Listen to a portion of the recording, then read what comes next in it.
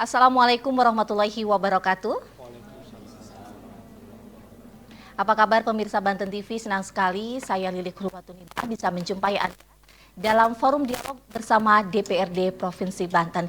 Pemirsa, kali ini kita akan mengangkat terkait percepatan perbaikan gizi turunkan prevalensi stunting di Banten. Seperti yang kita ketahui pemirsa bahwa Indonesia memang menghadapi permasalahan gizi yang tentu saja berdampak serius terhadap kualitas sumber daya manusia. Salah satu permasalahannya adalah terkait stunting, di mana Indonesia angkanya masih tinggi termasuk juga di Provinsi Banten. Nah, seperti apa upayanya? Salah satunya tentu adalah dengan perbaikan gizi. Di studio sudah hadir sejumlah narasumber, kita sapa terlebih dahulu. Sekretaris Komisi 5 DPRD Provinsi Banten, Bapak Dede Rohana Putra. Assalamualaikum Pak. Waalaikumsalam warahmatullahi wabarakatuh. Apa kabar Pak? Kabar baik, pemirsa Banten TV dan ibu yang sedang mengandung. Alhamdulillah, Bapak tentu saja semangat berpuasanya ya hari ini. Semangat, kita harus berpuasa, jangan sampai kalah sama anak-anak. Masa anak-anak puasa kita bapak-bapaknya lemes-lemes, nggak Iya. boleh. Baik, kemudian juga kita undang tokoh masyarakat, Bapak Haji Bapak Sujawandi. Assalamualaikum Pak. Waalaikumsalam warahmatullahi wabarakatuh. Bapak juga sehat ya Pak ya? Alhamdulillah. Alhamdulillah sehat. Dan tentu saja di studio juga sudah hadir mahasiswa-mahasiswi dari Serang dan sekitarnya, begitu ya. Halo, apa kabar? Tentu saja semangat puasanya. Baik, kita langsung ke pertanyaan pertama mungkin untuk Pak Dede langsung ya. Pak, memang stunting di Indonesia kan angkanya cukup tinggi, termasuk juga di Provinsi Banten. Nah, menurut Bapak, seberapa urgensi stunting di Provinsi Banten ini untuk segera dientaskan, bahkan mungkin dikurangi angkanya? Ya, baik. Pertama, stunting ini berapa urgent ya, sangat urgent Ya. karena stunting ini menjadi sebuah indikator ya, indeks pembangunan manusia. Kalau stuntingnya tinggi berarti daerah ini miskin. Kalau stunting ini tinggi berarti generasi bangsa yang dilahirkan tidak berkualitas. Dan ini kalau ibarat penyakit, penyakit yang nggak bergengsi. Jadi kalau banyak stunting berarti masyarakatnya harga dirinya rendah gitu, karena dia miskin, kategorinya termasuk dia tidak paham terkait dengan gizi, berarti pendidikannya kurang, termasuk dari kesehatan gizinya. Maka untuk itu kami pemerintah Provinsi Banten, DPRD beserta dengan Dinas Kesehatan maupun dengan beberapa dinas bersinergi ya, termasuk dengan pemerintah kabupaten kota maupun dengan pusat, bagaimana kita bergerak satu langkah bersama untuk menurunkan stunting sesuai dengan target Pak PJ Gubernur ya. Ini kita temuan di lapangan bahwa memang ditemukan yang gizi buruk ini atau stunting ini tidak hanya masyarakat yang miskin. Nah, ini jadi problem. Jadi pemikiran kita, orang yang tidak mampu, yang ekonomi rendah, dia gizi buruk. Tapi ternyata tidak. Ada beberapa masyarakat yang ekonominya juga cukup atau menengah misalnya, tapi dia mengalami juga gizi buruk. Nah, ini berarti ada sebuah problem, bukan hanya masalah ekonominya. Nah, maka kita coba sosialisasi.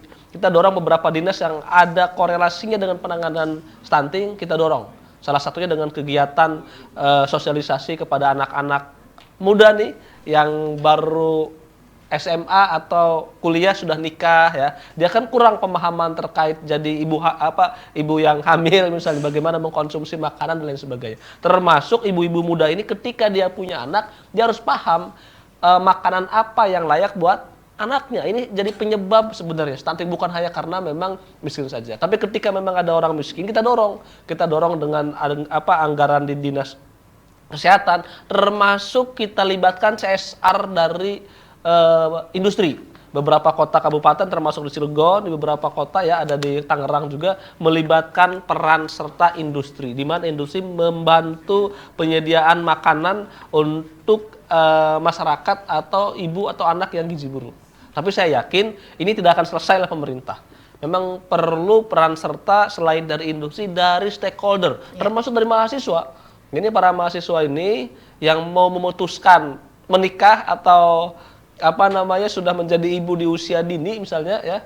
Nah, ini juga harus mau belajar, mengupdate pengetahuan betapa pentingnya gizi buat ibu yang hamil maupun yang menyusui maupun buat anaknya. Nah, supaya ini bisa secara bersama-sama kita menyelesaikan seperti itu. Oke, terkait angka prevalensi stunting di Provinsi Banten, beberapa waktu lalu diumumkan Pak, ada 24,5 sebenarnya di Betul. tahun 2021. Betul. Tapi di tahun 2022 ini menurun menjadi 21,6%. Betul. Walaupun sebenarnya ditargetkannya adalah 14%, Ya, begitu ya. ya. Berarti memang angkanya memang masih cukup tinggi tinggi, ya, sebenarnya. betul. Tapi menurut Pak Dede, apakah ini memang sebuah prestasi karena penurunan angka prevalensi stunting, atau justru bagaimana upaya untuk mengejar di angka 14% ini? Baik, memang target yang dicanangkan oleh pemerintah memang cukup signifikan tinggi, dan memang saya sepakat kalau target itu memang harus tinggi. Ya. Kalau misalnya kita punya anak, kamu minimal jadi sarjana, itu minimal lulus SMA lah ya, karena targetnya sarjana gitu. Kalau ditargetin lulus SMA, nanti SMA nggak lulus, maka targetnya adalah 14%. Itu memang cukup optimis. Kita sampaikan ketika rapat juga, ini target nggak salah gitu. Nggak apa-apa Pak, ini target ini langsung kita jabarkan dengan beberapa kegiatan. Optimis memang. Tapi ketika pelaksanaan memang ada prestasi penurunan walaupun memang belum sesuai dengan target. Nah ini memang kita evaluasi, kenapa? Apakah targetnya terlalu optimis? Apakah ada beberapa program? Ternyata memang ada beberapa program juga memang yang tersoret karena ada efisiensi anggaran ya. Ada juga misalnya kemarin masih fokus penanganan COVID dan lain sebagainya tahun 2022 itu. Maka untuk itu saya bilang, ya kalau gitu kita perbaiki targetnya nih. Ya, walaupun memang kita harus optimis mengejar target dari pemerintah pusat, tapi ketika kita sampaikan target, maka program-program untuk mencapai target itu harus realistis. Anggarannya juga harus realistis. Jangan sampai programnya banyak, targetnya juga tinggi, tapi tidak didukung oleh program dan pembiayaan yang cukup. Ini saya yakin kalau anggarannya tidak cukup ya nggak bakal tercapai. Mudah-mudahan pada kesempatan hari ini masyarakat Banten, pemirsa Banten TV, ayo kita sama-sama, ini butuh peran serta masyarakat. Ya bukan hanya pemerintah, tapi bagaimana tadi memberikan pemahaman tokoh-tokoh masyarakat ya, termasuk lingkungan yang bersih juga menjadi penyebab faktor stunting. Seperti itu. Tapi berarti penurunannya hanya 3% saja dari 3-4% 3 memang sampai penurunannya. 4%. Ya, itu sebagian dari prestasi walaupun tidak mencapai target. Memang kan targetnya kan 14. 14 dari 24 sekitar berapa? Hampir 10-an targetnya. Sedangkan target 14 itu di tahun 2024, artinya 1 tahun lagi, Pak. Ya, targetnya 1 tahun Seberapa lagi. optimistis itu? Kalau saya sih secara pribadi memang untuk mencapai target kayaknya memang agak berat. Tapi karena masih ada 2 tahun lagi nih, kita kejar Mbak Lili. Mudah-mudahan kita dorong juga pemerintah kabupaten kota juga mengadakan kegiatan yang sama ya. Kita sih masih optimis walaupun rada ya kayaknya rada kewalahan ya, tapi insya Allah mudah-mudahan hasilnya, yang penting kita ikhtiar maksimal, hasilnya seperti apapun yaitu bagian dari ikhtiar kita. Baik, saya ke Pak Haji Babai. Pak, bagaimana melihat kasus stunting di Provinsi Banten walaupun ada penurunan 3-4%, tapi kan angkanya masih terbilang tinggi. Menurut Bapak, faktor utama apa sih yang menyebabkan kasus stunting itu masih banyak ditemukan di Provinsi Banten? Kalau ditanya soal faktor, yang paling dominan memang 50% itu faktor ekonomi. Tetapi sebagaimana Kang Dede ceritakan tadi, ternyata ada juga keluarga kaya yang juga mengalami gizi buruk. Artinya juga soal pengetahuan. Jadi ekonomi dan pengetahuan itu kalau faktor. Tapi saya ingin bercerita dulu bagaimana upaya penurunan angka stunting di Provinsi Banten ya. Terus terang saja kalau tahun 2014 misalkan itu kan sangat tinggi sekali. Ya. Dia 50 ribuan sekian. Kemudian 5 tahun berikutnya cukup signifikan dia turun, dan 2022 tinggal 20% kalau tidak salah, dari 24 kemudian berkurang 4,5% ya. Artinya yang tadinya tahun 2014 3 besar tertinggi stuntingnya, kemudian di 2022 kan menjadi 27 kita. Ya. Di ranking 27 ya. Jadi cukup penurunannya cukup signifikan saya kira. Karena itu terlepas dari beberapa mungkin kekurangan atau kelemahan, tetapi dari upaya yang dilakukan oleh pemerintah daerah, termasuk saya kira perhatian dari teman-teman di Komisi 5 khususnya DPRD menyangkut penganggarannya, cukup berhasil penurunannya ya. Penurunan cukup berhasil. Bayangkan dari 3 besar menjadi 27. Jadi kan, dan sekarang tinggal 20.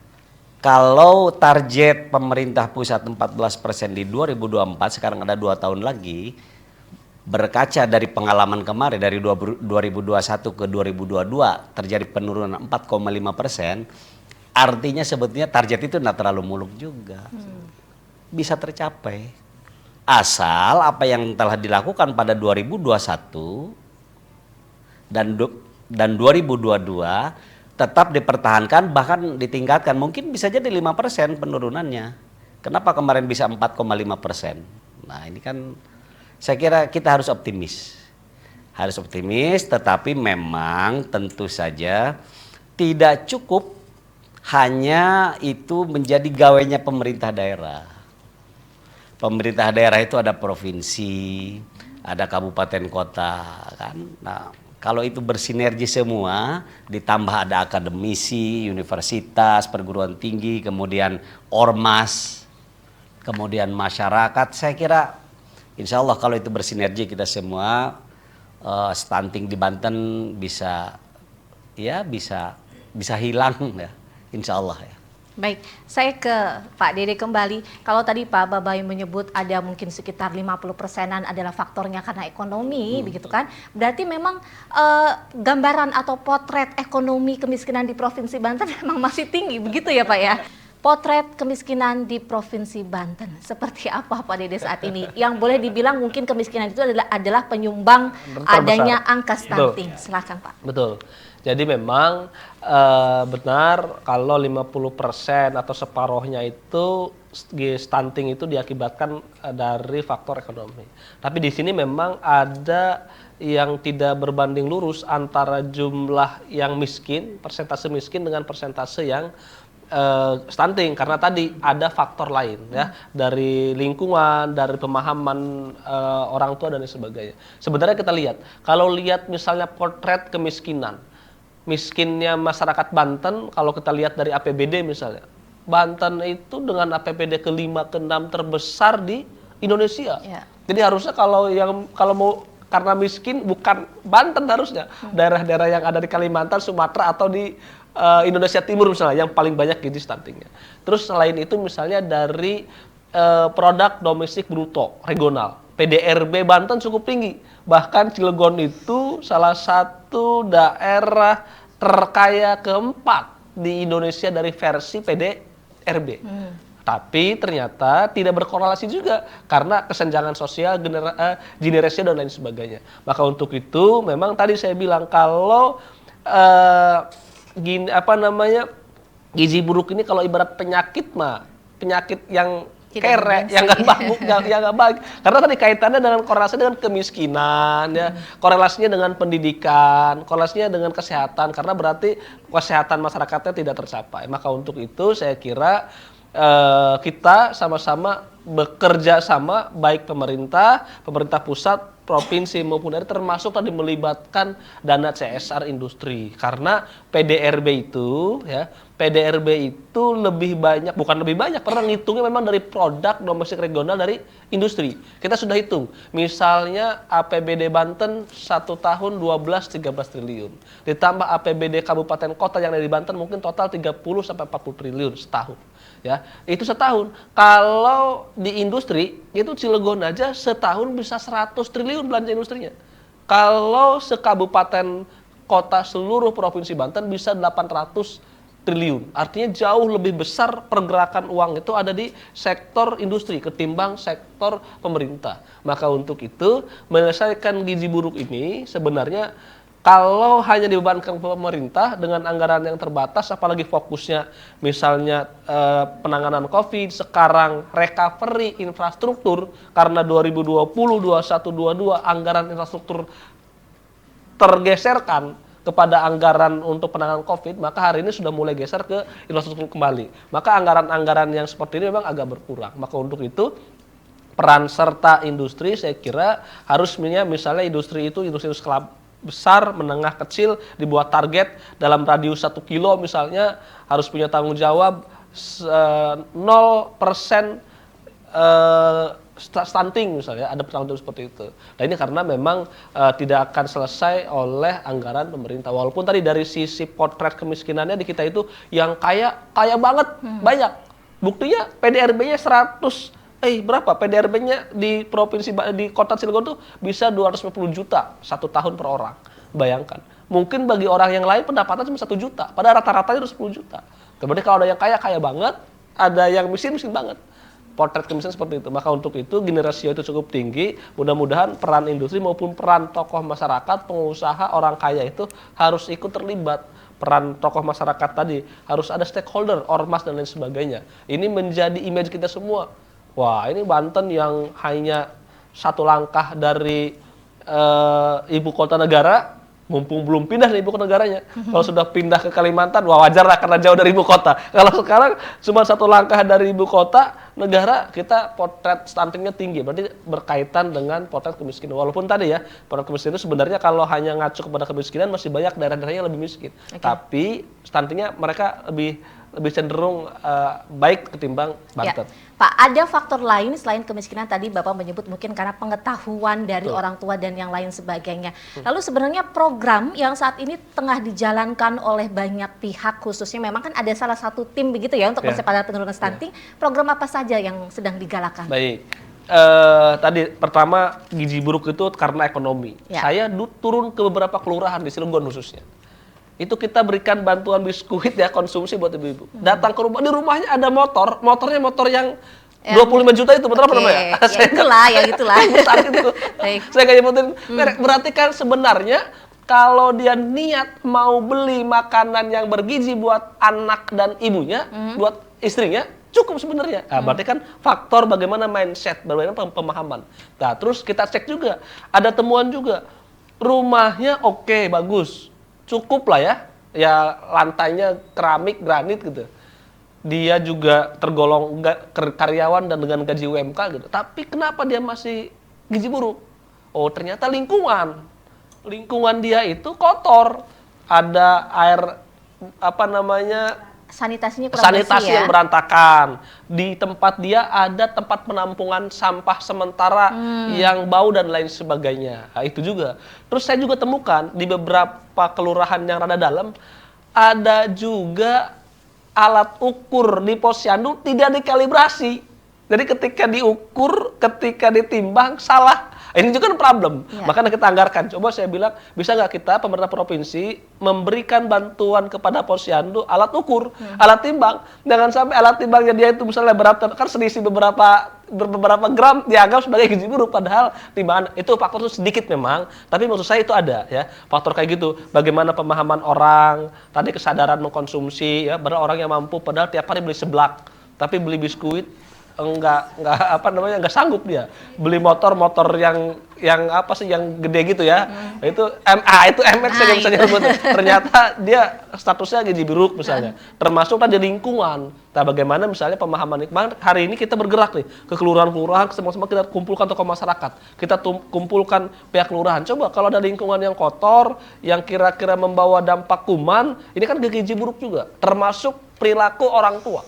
Banyak yang mengeluhkan, ibu-ibunya itu di kampung-kampung itu perokok. Nah, bapaknya itu di kamar mau tidur ngerokok, padahal punya bayi. Puntung rokoknya dia simpan seselin ke pojok rumah. Nah, itu terus ada penyakit dan lain sebagainya. Wajar kalau anaknya nanti gizi buruk, sudah menghirup udara, menghirup dan kuman yang lain bertebaran, ya gizi buruk. Nah, ini menjadi problem saya kira. Nah, untuk itu ya ini bukan hanya satu-satunya faktor ekonomi, banyak faktor yang lain, tapi memang separuhnya karena faktor ekonomi ya, makanya kita berikan bantuan, bahkan ada dana CSR yang kita dorong juga, tapi tidak selesai dari situ, harus ada keterlibatan masyarakat khususnya mahasiswa ini agen of change, bagaimana bisa memberikan pemahaman kepada ibu-ibu di kampung yang tidak sampai menyelesaikan pendidikannya sampai kuliah, diberikan pemahaman kalau hal-hal seperti itu nggak baik. Khususnya nih sekarang kalau ada laki-laki yang ngedeketin ngerokok, tolak aja udah. Saya nggak ngerokok soalnya nih. Sama, suami saya juga nggak ngerokok. Nggak ngerokok, lagi puasa. Ke Pak Haji Babai. Pak, memang banyak faktor yang lain, salah satunya adalah pengetahuan dan juga mungkin ya kesadaran dari orang tua dan lingkungannya. Menurut Pak Babai, apa langkah yang harus dilakukan oleh pemerintah provinsi ataupun juga tim yang lain yang percepatan stunting ini agar memberikan pemahaman yang baik terhadap masyarakat bahwa stunting itu memang harus dicegah bersama? bukan hanya pihak pemerintah saja, tapi masyarakat juga harus mencegahnya bersama-sama. Silakan. Baik. Stunting ini karena akibat kebutuhan kesehatan dasar tidak terpenuhi sebetulnya. Karena itu saya kira dari perangkat yang dibikin oleh pemerintah, oleh negara ini, salah satunya misalkan ujung tombaknya yang langsung bersentuhan dengan keluarga adalah posyandu. Dengan demikian ya pemberdayaan dan penguatan posyandu harus terus dilakukan. Yang kedua, pemerintah juga bisa bersinergi, bekerja sama dengan lembaga-lembaga keagamaan. Ada Majelis Taklim misalkan kan. Majelis Taklim, ada ormas-ormas Islam, ada pesantren dan lain sebagainya ya. Nah, itu bisa di dalam aktivitas atau kegiatan yang dilakukan oleh lembaga-lembaga keagamaan itu diselipkan soal pengetahuan tentang gizi buruk, soal stunting, betapa berbahayanya misalkan ya, karena efek dari gizi buruk atau stunting ini selain menjadi cebol, jadi pendek ya, jangan pegang itu penuh gizinya. Tetapi juga tingkat kecerdasannya menjadi menurun. Ini kan sangat berbahaya untuk SDM kita ke depan. Kalau ini tidak diseriusin, saya kira ya bisa dimasukkan dalam termasuk kepada KUA misalkan dititipkanlah sebelum mau melaksanakan akad itu suruh diberikan khutbah nikahnya itu tentang pengetahuan gizi untuk anak nanti gitu, bukan hanya hal-hal yang bersifat ini ya, tetapi juga menyangkut kesehatan di KUA-nya. Terus mungkin untuk adik-adik di kalangan mahasiswa juga ada terus sosialisasi dan pengetahuan tentang itu, termasuk di teman-teman atau anak-anak kita yang di SLTA. Sebab ini sangat mengerikan kalau terus stunting ini, gizi buruk ini melanda kita Banten.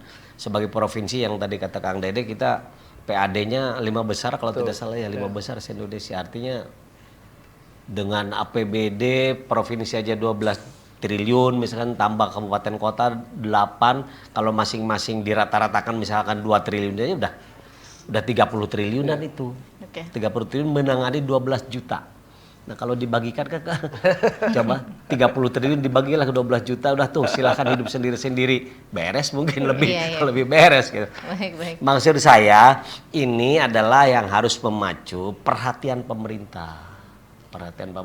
Bukan hanya provinsi. Provinsi kan tidak punya daerah sebetulnya kan. Kabupaten kota. Data stunting ini yang saya sebagai orang Pandeglang terus terang saja. Putra Pandeglang ya, walaupun sekarang tinggal di Tangsel. Bayangkan nih. Kabupaten Pandeglang tertinggi 29,4. Misalnya persentase angka prevalensi stuntingnya. Serang juga. Padahal daerah industri. Oke lah Pandeglang tidak ada industri. Menurut Kang Dede tadi, padahal perputaran uang di daerah industri itu lebih besar gitu. Tapi kenyataannya ya tidak sampai ke masyarakat ini. 26,4%, Kabupaten Lebak 26,2%. Kota Serang sebagai ibu kota provinsi masih 23,8%. Di atas rata-rata provinsi gitu. Artinya memang harus kerja keras kita sebenarnya semua. Memang banyak di 8 kabupaten kota, yang tertinggi memang di Pandeglang begitu ya. Dan Bapak juga sebagai putra daerah dari sana. Nah, Pak Dede mungkin ingin menyikapi terkait tadi komentar dari Pak Babai bahwa memang harus ada menggandeng tokoh agama, KUA dan yang lain sebagainya. Apakah ini sudah dijalankan menurut Pak Dede? Disebutkan dari Pak Babai memang harusnya memang kita menggandeng banyak pihak, salah satunya adalah mungkin tokoh agama, KUA saat khutbah nikah untuk para calon pengantin. Apakah itu memang sudah dilakukan di Provinsi Banten? Belum Makanya, ya? Acara hari ini menghasilkan sebuah gagasan, ide yang mohon maaf saya belum sampai kepikiran ke situ. Nah, ini pengaruh nih, ada apa namanya Pak Haji Babai memberikan masukan, memang target kita itu pesantren majelis taklim ternyata belum. Nah, ini bagus juga bener. Nah, nanti insya Allah nanti kita dorong apakah ini bisa masuk melalui dinas kesehatan bekerja sama dengan Depag ya, atau dengan Kesra misalnya. Saya sepakat karena di Pandeglang maupun di daerah-daerah mohon maaf saya sebut pusing rada perdesaan lah kira-kira gitu ya, di Banten itu memang peran serta pondok pesantren dan majelis taklim sangat signifikan dan bisa dikatakan hampir mungkin tiap kampung ada satu. Nah, ini mungkin yang luput. Mudah-mudahan nanti selesai dari sini kita rapat kerja dengan dinas kesehatan maupun dengan mitra-mitra kita, coba kita dorong supaya ada pelibatan tokoh-tokoh agama, khususnya kegiatan-kegiatan masyarakat yang berkaitan dengan keagamaan. Saya sepakat tuh bagaimana supaya kalau yang menyampaikannya mungkin tokoh agama membawa terkait dengan dalil-dalil mungkin lebih takut. Kalau hanya membawa sehat tidak sehat, orang kampung kan nggak apa-apa. Sehat nggak sehat dari Allah karena kan gitu kan. Tapi kalau yang menyampaikannya ulama, ustadz, kiai, penceramah disampaikan misalnya nih hadisnya, ini dalilnya. Jadi bukan hanya masalah sehat nggak sehat, tapi masalahnya sorga dan neraka. Mungkin orang pada takut ya, gitu karena misalnya kebersihan sebagian daripada iman. Kalau orang yang tidak menjaga kebersihan berarti dia tidak beriman. Misalnya kan kayak gitu. Nah, hal-hal seperti itu saya sepakat hari ini dapat ide yang bagus ya. Terima kasih tuh Pak Haji Babai. Mudah-mudahan nanti akan segera kita korelasikan, akan kita sinergikan, kolaborasikan dengan pihak-pihak terkait termasuk dengan KUA nih. Ternyata benar juga, kita kan sebelum nikah bukan hanya khotbah nikah. Kalau khotbah nikah kan ketika dia akan nikah. Padahal ketika akan nikah, sebelum dia waktu daftar akan nikah itu di KUA ada bimbingan nikah, saya lupa tuh peran nikah ya. Betul. Saya belum tahu materinya tuh, apakah materinya sampai menjadi ibu hamil yang baik misalnya, jadi ibu yang menyusui yang baik, atau hanya membahas terkait dengan rumah tangga doang. Nah, kalau bisa memang itu disisipkan khususnya kepada calon pengantin muda. Kalau pengantin yang sudah 2-3 kali nikah mungkin nggak perlu, atau misalnya yang usianya cukup. Ini kalau yang nikah yang umuran baru lulusan SMA, lulusan SMP, pemahaman pengetahuan terkait dengan kesehatannya kurang, saya kira perlu juga tuh dipilah-pilih yang nikahnya baru 18 tahun misalnya, ini harus ditambahin terkait dengan pemahaman gizi. Saya sepakat nih ke Pak Haji Babai, ini bagus, masukan yang bagus ya. Mudah-mudahan kalau pendekatannya secara religius, secara keagamaan, saya yakin masyarakat kampung itu lebih cenderung mendengar perintah ustadznya ketimbang perintah dari kepala desanya atau perintah dari ibu-ibu kader ya. Ini bagus. Tapi Pak, apakah ini mungkin bisa sejalan dengan salah satu program dari BKKBN? Karena kita tahu kalau BKKBN kan memang salah satu koordinator penanganan penurunan stunting, begitu ya. Dan salah satu programnya adalah mendidik atau memberikan pemahaman kepada remaja yang calon-calon akan menjadi ayah dan ibu. Apakah mungkin ini bisa dikoordinasikan? Seperti apa? Makanya di kita penanganan gizi buruk ini bukan hanya tugas di dinas kesehatan. Ada dinas BKKBN, ada dinas pemberdayaan desa juga, dia bagaimana supaya pihak desa ikut juga menyampaikan. Ada Kesra juga, ada dinas pendidikan dan sebagainya. Ini memang seluruh dinas yang terkait, khususnya dinas yang bisa mendorong penurunan stunting kita dorong. Karena anggarannya ada, karena ada fungsi di situ bagaimana bisa menurunkan stunting. Kayak misalnya pendidikan, bukan hanya kegiatan pendidikan, yang anggaran pendidikan itu juga dipakai untuk kegiatan yang fungsi pendidikan. Sama dengan anggaran kesehatan, 10% itu bukan hanya untuk anggaran kesehatan, tapi fungsi-fungsi kesehatan. Termasuk saya kira dengan stunting ini, dengan berbagai dinas ya, termasuk dengan dinas pendidikan, dengan Kesra misalnya nanti, harus ada sinergi. Nggak bisa ini ditugaskan kepada dinas kesehatan. Ini harus tugasnya dengan dinas-dinas yang lain yang ada berkaitannya. Seperti itu. Kalau angka penurunan stunting, ini anggarannya itu seperti apa Pak di Banten? Anggarannya karena fungsinya masih fungsi kesehatan ya, itu sebenarnya masuk di anggaran untuk di dinas kesehatan, masuk di anggaran kesehatan 10%. Tapi sebenarnya ada juga anggaran-anggaran yang tadi, anggaran di pemberdayaan desa misalnya kita cantumkan di situ, salah satunya bagaimana juga untuk mendorong posyandu ya, Terus juga ada anggaran bantuan keuangan daerah juga didorong bagaimana memfasilitasi kesehatan. Banyak sebenarnya kalau dikumpulkan cukup tinggi ya. Walaupun memang mungkin kalau ibarat cukup nggak cukup tetap nggak bakal ada cukupnya. Tapi kalau berbicara efektif dan efisien, saya kira anggaran sebesar apapun kalau digunakannya dengan efektif dan efisien bisa selesai. Buktinya kayak tadi. Kenapa ibu kota kayak Serang ya?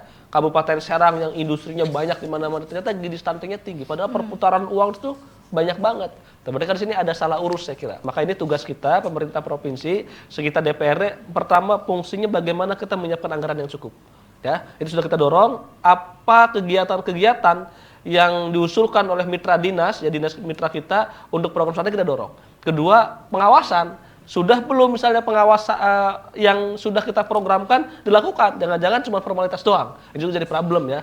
Baru nanti hal-hal yang lainnya bagaimana kita melibatkan stakeholder, termasuk tadi gagasan yang baru bagaimana melibatkan tokoh masyarakat agama. Nah, ini mungkin yang akan coba kita elaborasi lagi. Oke, saya ke Pak Haji Babai. Pak, memang kan disebutkan, Bapak juga tadi menyebutkan bahwa angka yang tertinggi di Provinsi Banten memang adanya di Banten Selatan. Salah satunya adalah Pandeglang dan Lebak mungkin ya. Betul. Kalau kita melihat, apakah mungkin Bapak mengomentari ini karena ketimpangan wilayah atau kesenjangan wilayah, seperti apa Pak? Dari sisi ekonomi lihat saja PAD ketua daerah itu udah jelas kan. Kan tadi di muka kita sudah singgung, ini hasil dari Kementerian Kesehatan, 50% penyebabnya ekonomi. Jadi saya ngutip dari itu ya. Berarti memang terbukti kalau Pandeglang sekarang angka stuntingnya tertinggi di Banten, berikut Lebak, karena memang PAD-nya juga Pandeglang berapa sih sekarang? Artinya itu kaitan dengan makin mengabsahkan hasil dari Kementerian Kesehatan bahwa stunting itu terkait erat 50% dengan ekonomi. Yang kedua, tingkat pendidikannya. Pandeglang, masyarakat Pandeglang tingkat pendidikannya saya kira dibanding kabupaten kota lain masih sangat rendah. Jadi sangat terkait. Jadi faktor ekonomi iya, kemudian pemahaman tadi, pengetahuan tentang soal gizi juga iya, karena masih rendah seiring dengan tingkat pendidikannya segala macam ya. Jadi ya wajar saya kira Pandeglang dan Lebak, karena itu kan dulu ketika kita intelektualitas yang ditiru. Jadi Bapak ingin menyebut ini suatu kewajaran jika Pandeglang paling tinggi di Provinsi Banten, begitu? Iya, membuktikan tadi bahwa memang faktor ekonomi dominan untuk terjadinya gizi buruk ini. Apa langkahnya? Perbaiki ekonomi Pandeglang. Iya, agar tidak lagi menjadi daerah tertinggal. Walaupun mungkin sekarang sudah jadi daerah tertinggal. Bukan hanya ini ya, pengembangan ekonominya, bukan, pemerataan juga. Baik. Kan Gini ratio tadi pemerataan wilayah begitu Gini ratio udah disinggung oleh Kang Dede tadi. Yang kaya banget banyak, yang miskin banget juga tidak sedikit gitu loh. Artinya pemerataan, padahal nggak boleh dalam Islam seperti itu kan. Kita ada kewajiban macam-macam. Ya, kita beri kesempatan untuk audiens yang ingin bertanya, dimulai dari silakan berdiri, sebutkan namanya. Yang mana? Tadi mic-nya mana ya? Nah. Sebutkan namanya, dari mana? Bismillahirrahmanirrahim. Assalamualaikum warahmatullahi wabarakatuh. Waalaikumsalam warahmatullahi wabarakatuh. Izin memperkenalkan diri, nama saya Sari Nur Maulida, mahasiswi dari UIN Banten. Izin bertanya, membahas tentang stunting ya. Minimnya kesadaran masyarakat akan pentingnya memperbaiki gizi, terutama bagi ibu hamil. Nah, pertanyaannya, bagaimana sih agar masyarakat ini bisa sadar dan mau menerapkan pola hidup sehat dengan makan makanan bergizi agar stunting ini bisa ditangani?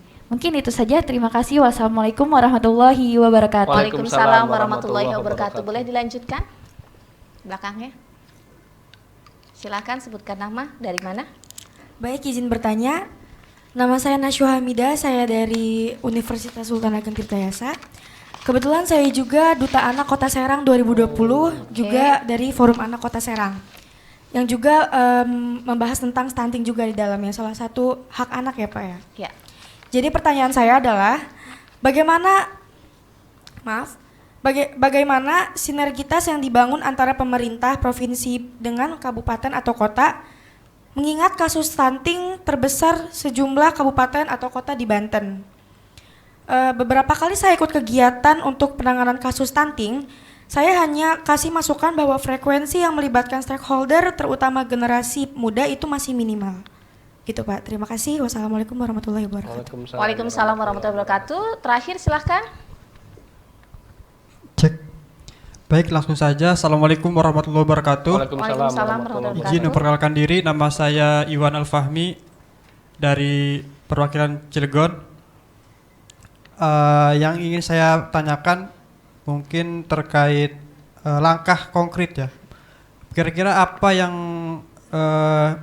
bisa segera dilakukan oleh pemerintah selaku pemangku kebijakan untuk segera mengatasi peningkatan stunting yang ada di Provinsi Banten. Barangkali itu saja yang bisa saya tanyakan, kurang lebihnya mohon maaf. Assalamualaikum warahmatullahi wabarakatuh. Waalaikumsalam warahmatullahi wabarakatuh. Baik, pertanyaan pertama tadi datangnya kalau tidak salah dari Sari ya namanya ya. Minimnya kesadaran masyarakat akan pentingnya memperbaiki gizi, terutama bagi ibu hamil, Pak. Bagaimana agar masyarakat ini juga sadar dan mau menerapkan pola hidup sehat dengan makan makanan bergizi agar stunting ini bisa ditangani. Berarti ini fokusnya lebih ke ibu hamil. Baik. Saya ibu hamil. Silakan Pak Dede barangkali yang menjawab. Ini pertanyaan dari penanya pertama cukup bagus ya, cukup baik saya kira. Bagaimana supaya ibu-ibu hamil ini memahami terkait gizi buruk, apa yang harus kita lakukan. Pertama memang pihak pemerintah di sini bekerja sama dengan pemerintah desa, Dinkes, BKPBN maupun terkait dengan instansi lain bagaimana mensosialisasikan secara terus-menerus khususnya kepada ibu muda ya, pasangan suami istri yang baru menikah ini harus diberikan pemahaman. Khususnya apalagi yang pendidikannya rendah. Mungkin di, mohon maaf, Pandeglang Lebak mungkin masih ada orang lulusan SMP menikah misalnya. Kalau pendidikan sudah sarjana, saya kira tanpa perlu disosialisasikan, ya dia sudah paham mana itu makanan yang sehat, mana yang tidak. Apalagi dia browsing di internet, kepanasan dikit langsung pakai skincare, kan udah paham dengan kesehatan. Nah ini yang jadi masalah adalah bagaimana masyarakat yang ada di dalam tidak paham terkait dengan gizi. Nah, maka untuk itu pemerintah dengan stakeholder, tokoh masyarakat dan lain sebagainya bersama-sama mensosialisasikan betapa pentingnya pola hidup sehat. Termasuk tadi misalnya ketika dia hamil, makanan apa yang perlu dikonsumsi. Dia sudah datang ke bidan apa belum? Jangan sampai ketika hamil dia nggak pernah datang juga ke bidan. Nggak, apalagi dia mau datang misalnya ke rumah sakit buat dicek, padahal dia punya fasilitas BPJS dari pemerintah misalnya. Nah, ini kan pemahaman yang kurang. Ketika dia hamil misalnya dia mengkonsumsi, mohon maaf, merokok dan lain sebagainya. Atau dia lagi menyusui misalnya orang tuanya merokok di depan bayi misalnya. Ini kan yang tidak baik. Maka untuk itu apa yang kita lakukan? Terus-menerus sosialisasi. Dan supaya lebih efektif memang harus diinventarisir mana pasangan-pasangan yang pendidikannya memang masih terbatas, pendidikan yang masih rendah, terus dia langsung menikah, saya yakin pemahaman dia terhadap kesehatan maupun gizi kurang. Tapi kalau sarjana ini dari UIN, dari Untirta udah pada jago, walaupun bukan sarjana kesehatan, saya yakin teman-teman pada tahu kan mana makanan yang sehat, mana yang enggak. Sekarang anak-anak kecil aja, yang bukan anak kecil, maksud saya anak mahasiswa misalnya udah nggak mau tuh minum-minuman yang berwarna-berwarna dan ngurang-ngurangin karena pola pikirnya tingkat pendidikannya sudah baik, sudah bagus. Nah, maka untuk itu mahasiswa ini punya peran, punya tanggung jawab ya sebagai agen of change ini bagaimana bisa menularkan pemahamannya kepada saudara-saudaranya, kepada tetangganya yang tidak mengenyam bangku kuliah. Nah, harus sampaikan, ini nggak bagus, ini nggak baik. Apalagi kalau sama si saudara, udah hamil, udah cek belum ke bidan, udah ke posyandu belum, udah beli vitamin belum, kan murah sebenarnya. Vitamin itu sebenarnya murah kalau kita mau. Bahkan kadang-kadang masyarakat nggak mau gitu. Seperti itu. Oke, berarti memang bukan hanya untuk ibu hamil saja, tapi sebelum hamil, sebelum menikah, bagi seperti kayak mahasiswa-mahasiswi ini memang harus benar-benar sebelum memberikan menikah harus kesadaran. sering ngobrol, Ya. nanya kepada praktisi kesehatan maupun kepada perangkat desa ya, maupun kepada para mahasiswa yang mengerti terkait dengan kesehatan. Iya, harus sering ngobrol. gizinya diperbaiki dari sekarang sebelum menikah begitu ya. Iya.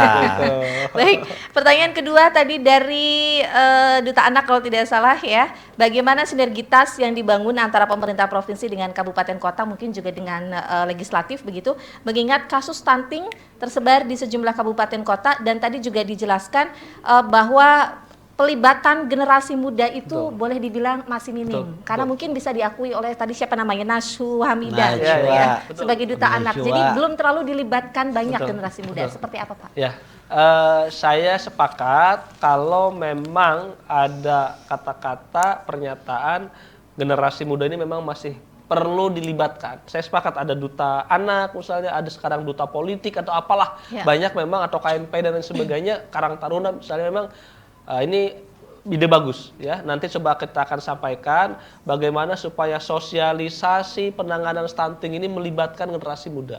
Tentu generasi muda yang diberikan pemahaman dulu gitu kan, dikasih TOT dulu, karena memang tidak semua generasi muda misalnya paham terkait dengan kesehatan. Tapi kalau terkait dengan koordinasi antara pemerintah kabupaten kota itu sudah cukup bagus. Apalagi sekarang sudah era teknologi ya, digital, rapat koordinasi bisa dilakukan kapan saja, ada yang kurang jelas bisa langsung telepon dan lain sebagainya, udah bagus. Ini sudah serempak, saya lihat desa, kabupaten kota, provinsi ini sudah berjalan, sudah linear pada relnya masing-masing, udah bagus kolaborasinya. Tinggal memang kekurangannya, saya sepakat kalau memang dianggap generasi muda, karena ini memang sasarannya khususnya memang generasi muda khususnya ya, walaupun bukan generasi muda, ada generasi tua misalnya yang pendidikannya terbatas, kayak misalnya di pedalaman-pedalaman ya, yang jauh ke pusat kesehatan, ke fasilitas kesehatan, termasuk pendidikannya dan ekonominya memang rendah, walaupun dia usia sudah tua, kadang-kadang degel diomongin ya, Mbak Lilik tuh.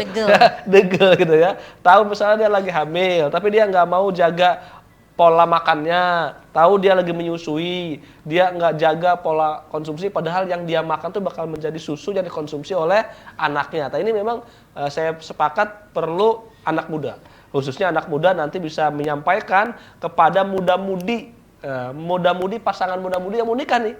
Kadang-kadang kan muda-mudi itu lebih dekat sama yang muda lagi. Kalau dekat sama yang udah dewasa malah dia rasa sungkan dan lain sebagainya. Kalau sama anak muda kan ya anggap curhat aja kan, anggap lagi ngobrol gitu, wah saya lagi hamil harus gimana nih. Kalau sama yang lebih senior mungkin agak malu-malu dia ya. Saya sepakat nih, ini dia bagus, insya Allah nanti coba kita akan diskusikan dengan Dinas Pemuda dan Olahraga, dengan dinas-dinas yang lain. Ada pelibatan anak-anak muda dalam penanganan stunting. Ini ada dua berarti, pelibatan Majlis Taklim, tokoh masyarakat agama, termasuk generasi muda yang masih dianggap kurang. Nanti kita akan tingkatkan lagi. Terima kasih. Ya, saya ke Pak Haji Babai. Pak, mungkin menyambung komentar tadi terkait upaya yang dilakukan oleh pihak terkait sinergitas antara pemerintah provinsi, kabupaten, kota, dan yang lain sebagainya. Anda melihat seperti apa sejauh ini? Kalau saya harus bilang terus terang saja, dari dulu salah satu problem ini soal sinergi antara pemerintah provinsi dan kabupaten kota. Apakah ini faktor akibat dari otonomi daerah karena provinsi tersendiri, kemudian kabupaten kota tersendiri, artinya tidak ada hierarki pemerintahan, apakah efek dari itu sehingga masing-masing seperti raja-raja kecil di tiap daerah punya kuasa masing-masing, punya kuasa masing-masing. Jadi kabupaten kota melihat bupati wali kota melihat gubernur misalnya, lah iya setara aja gitu loh kan. Karena itu bahkan dulu sudah mulai muncul, ini kaitan dengan sinergi ya, manajemen pemerintahan ya. Muncul misalnya tuduhan-tuduhan, kok provinsi kabupaten ke-9 gitu misalkan ya.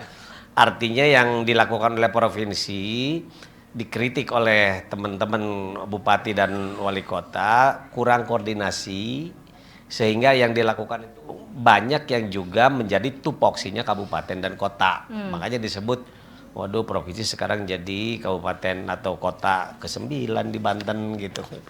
Misalkan, tetapi juga pihak provinsi juga begitu nuduh, karena itu saya kira ego sektoral masing-masing bupati, wali kota sudahlah menyatulah gitu. Dulu pendirian provinsi Banten ini semua ingin sejajar kok. Ingin sejajar, tidak ada lagi ketimpangan antara utara selatan, barat timur, udah gitu. Karena itu saya kira ya tugas gubernur agar benar-benar melakukan, karena kita bicara di provinsi ya, membangun sinergi yang serius gitu loh. Bayangkan kalau terjadi sinergi anggaran kesehatan ini aja kan cukup besar ini. Sebetulnya saya coba ngebuka data tahun 2020 misalkan APBD provinsi ya. Itu untuk belanja langsungnya saja bidang kesehatan itu 369. Oke. Cuma provinsi. Cilegon berapa? Kabupaten Tangerang berapa? Kabupaten Serang berapa? Tangsel berapa? Coba kalau itu disatukan nangani kesehatan, kemudian difokuskan sekian persennya prioritas untuk penanganan stunting, selesai saya kira. Oke, berarti Nggak ada memang masalah. sinergitasnya harus Sinergi, dieratkan kembali. kebersamaan begitu ya. itu. Baik. Egonya harus dihilangkan itu. Baik. Pertanyaan ketiga tadi yang belum terjawab, menurut Bapak apa langkah konkret yang harus segera dilakukan oleh pemangku kebijakan untuk mengentaskan upaya percepatan stunting? Barangkali Pak Babai ingin mengomentari, silakan. Pertama, langkah konkretnya ya terus terang saja kita berharap wakil kita, ini Kang Dede di Komisi 5, kebetulan mitranya juga Dinas Kesehatan, ya tolong diperhatikan anggarannya juga. Anggarannya kan tadi berkali-kali disebut faktor utama 50% adalah problem ekonomi. Ya, artinya ya mengatasi itu juga harus pendekatan ekonomi pula pada akhirnya. Ya gimana? Tadi kata adik kita, bagaimana memberikan pengetahuan agar ibu rumah tangga itu tahu makanan bergizi yang dikasih ke anaknya. Oh, makanannya tidak ada yang mau dikasih walaupun dia tahu. Gimana? Artinya termasuk program-program yang ada di Posyandu, kan ada itu bantuan biskuit, bantuan susu kan ada. Tolong ada skala prioritas. Ya yang mampu mentar dulu lah gitu. Jangan disamaratakan satu Posyandu. Dia mampu, dia tidak, sama aja. Sementara yang tidak mampu mungkin kadang-kadang karena ekonominya lemah, minder juga dia datang ke Posyandu. Gitu loh.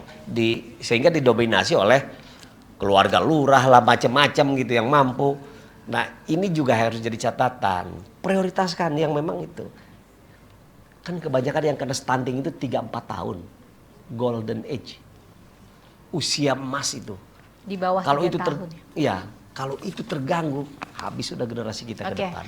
Berarti Jadi memang serius. penanganannya, langkah konkretnya harus diperhatikan dari skala prioritas. Skala begitu prioritas. Ya? Baik, waktu kita sudah cukup terbatas. Jadi terima kasih banyak Pak Haji Babai dan juga Pak Haji Dede, terima kasih banyak. Dan juga mahasiswa-mahasiswi yang ada di studio, terima kasih sudah hadir. Dan pemirsa Banten TV, demikian forum dialog terkait percepatan perbaikan gizi, turunkan prevalensi stunting di Banten. Dan tentu saja kita harus bersama-sama memberikan kesadaran kepada lingkungan kita dan juga mungkin kita sendiri untuk bersama-sama mencegah stunting di Provinsi Banten. Terima kasih, saya Lilik dan kru yang bertugas mohon pamit. Wassalamualaikum warahmatullahi wabarakatuh. Waalaikumsalam.